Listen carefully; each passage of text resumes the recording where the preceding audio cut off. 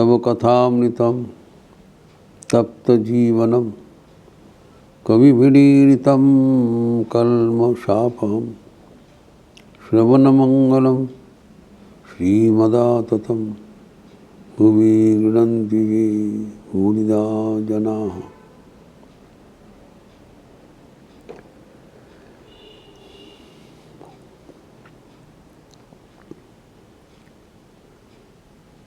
भगवान दत्तात्रेय के उपरांत भगवान यज्ञवल्क्य में हम लोग सुना है। वो सप्तम अवतार थे एवं नाना प्रकार का यज्ञ के माध्यम से ही हम अपना अभीष्ट सिद्ध कर सकते हैं।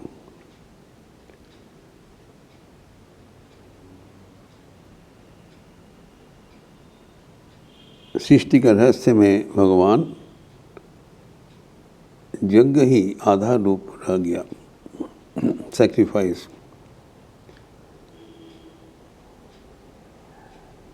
वही जीते हैं जो औरों को लिए जीते हैं।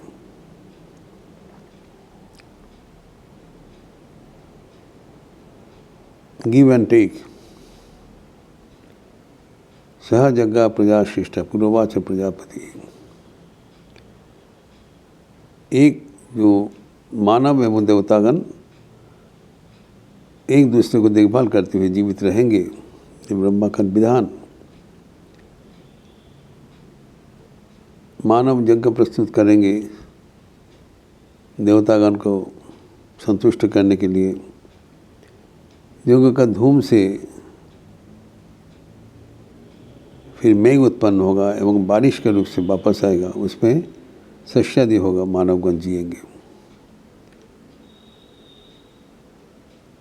एक दूसरे को परिपूरक है।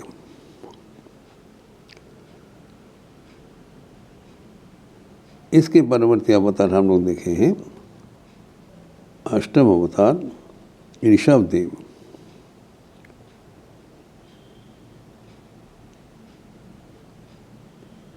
ऋषभदेव भी भगवान के अवतार थे, महर्षि का अवतार। ये जैन धर्म में जो ऋषभदेव का है, इससे विलक्षण है, हिंदू धर्म का ऋषभदेव है, जिसके बारे में श्रीमद् भागवतम के पंचम स्कंद में कहा गया है, 4 अध्याय में। तृतीय से 6ठा अध्याय,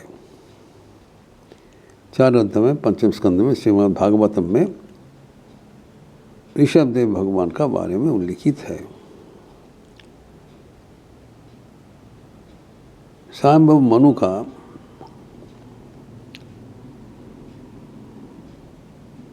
दो पुत्र था। एक उत्तानपाद और प्रियव्रत। उत्तानपाद का पुत्र था, उसका नाम था ध्रुव, जिसके बारे में हम जानते हैं। ध्रुव उत्तानपाद का लड़का होते हुए भी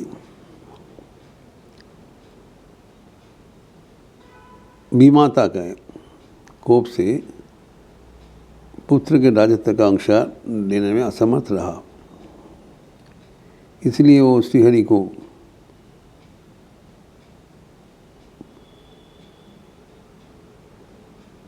दर्शन करने के लिए वन में चले गए। छोटी सी बच्चा है एवं एक ही उद्देश्य है कि प्रीता जी को राजत्व में उनके भी अंश होना चाहिए। रास्ते में उनको साथ देवर्षि नारद का जो मुलाकात हुआ, उन्होंने उसको मंत्र बता दिया। पहले तो उनको वो सलाह दिया तुम घर में चले जाओ, इतना छोटी सी अच्छा अवस्था में तब नहीं कर पाओगे, लेकिन ध्रुव ने सुना नहीं, अटल रहे। एवं उनके आश्चर्य तपस्या से भगवान विष्णु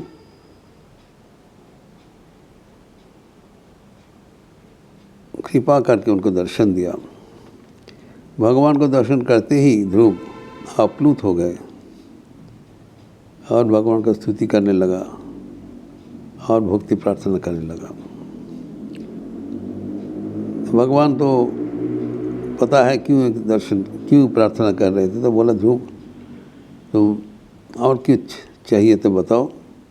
तो माना आपको दर्शन हो गया और कुछ नहीं चाहिए। यही होता है, जब भगवान का दर्शन होता है हमारे समस्त प्राप्ति संपूर्ण हो जाता है, भरपूर हो जाते हैं, तृप्त हो जाते हैं, हमें कुछ नहीं चाहिए।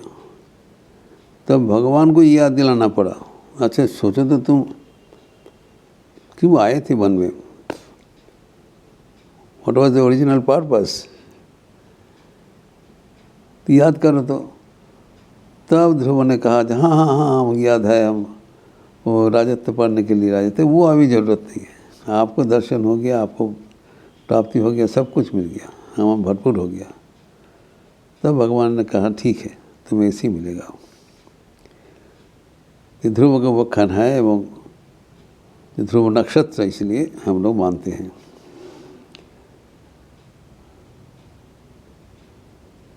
और उनका ही चचेरा भाई थे प्रियव्रत के लड़का नाभि। प्रियव्रत को जो उनके 10 पुत्र हुआ था एवं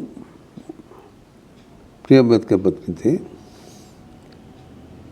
शंबरी, उसको 10 पुत्र हुआ था। उसमें जो प्रथम जो ज्येष्ठ पुत्र था अग्निध्र। 10 पुत्र में 3 पुत्र जो थे प्रियव्रत का, वो योग अवलंबन करते हुए संसार का सारता समझते हुए चले गए। तो बाकी 7 पुत्र था। तब जो प्रियव्रत पूरा दुनिया को 7 खंड में विभाजन किया करके एक एक पुत्र को एक एक द्वीप परिचालना करने के लिए सौंप दिया। तो जम्बूद्वीप उसको ज्येष्ठ पुत्र अग्निध्र को दिया। तो अग्निध्र देखभाल करते थे। अग्निध्र के फिर उनका 9 पुत्र हुआ।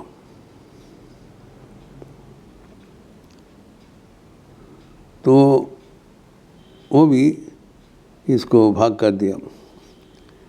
तो करके जो उनका जो पुत्र था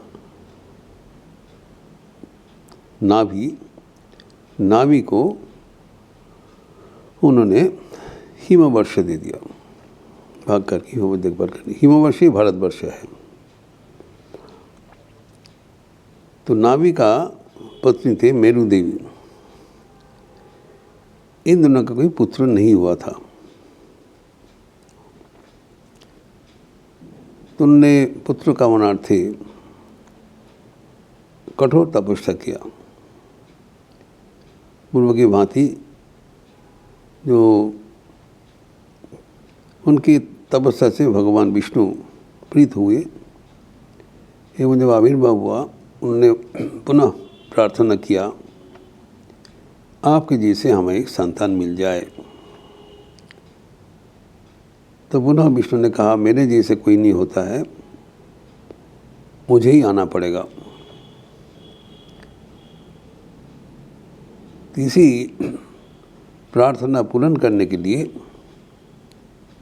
नाभि एवं मेरु देवी का घर में भगवान विष्णु पुत्र रूप से आए थे। वही है हमारे ऋषभदेव।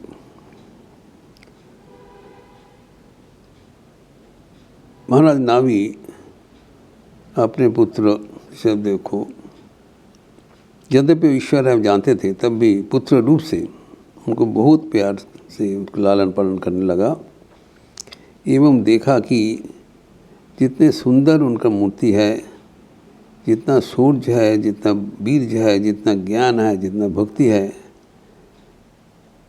एवं उनको जो माधुर्य है, कोई बराबर नहीं है।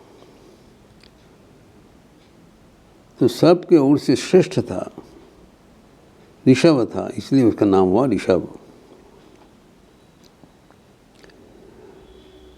और उनको बहुत प्यार करते थे एवं उनके जो राज में प्रत्येक व्यक्ति ऋषभ को, स्वयं भगवान है, चारों ओर से उनका कीर्ति फैल गया, सब उनको पसंद करते थे।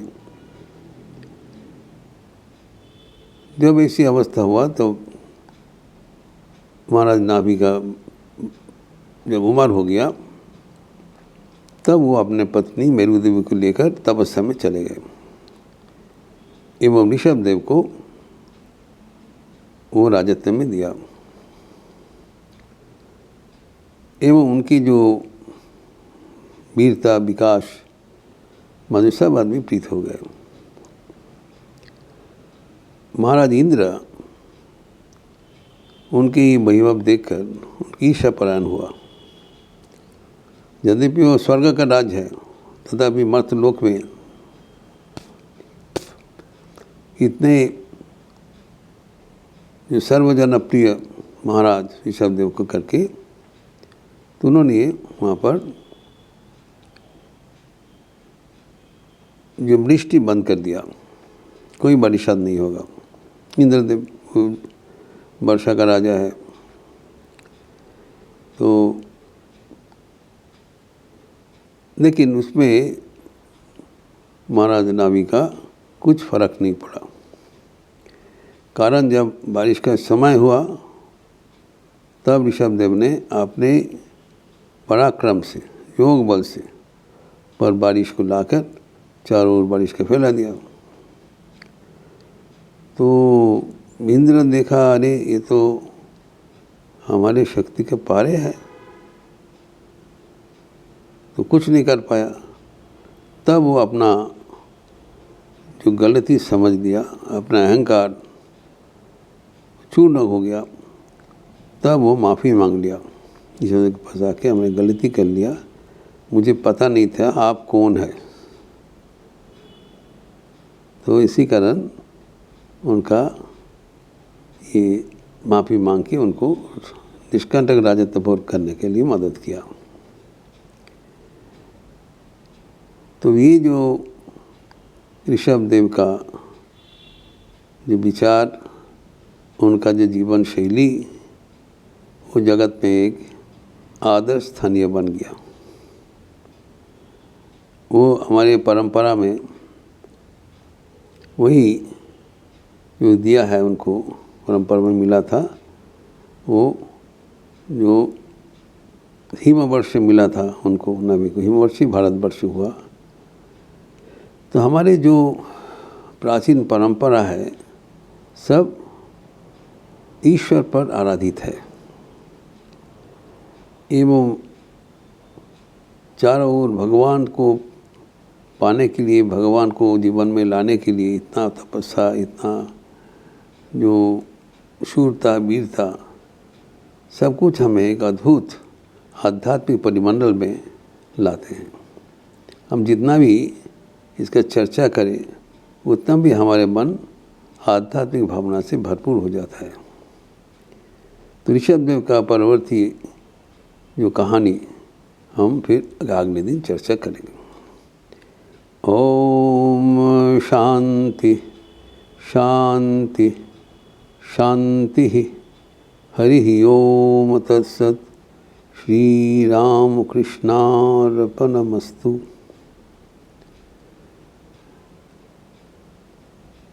आप लोग जो कल रामकृष्ण मिशन की शतवार्षिकी समारोह हुआ था, फिर उसके आगे साल भर व्यापी नाना प्रकार का अनुष्ठान होगा। समय पर सूची दिया जाएगा। अब इसमें सब में स्वागत है। अच्छा रहिए, स्वस्थ रहिए, आनंद में रहिए। नमस्कार।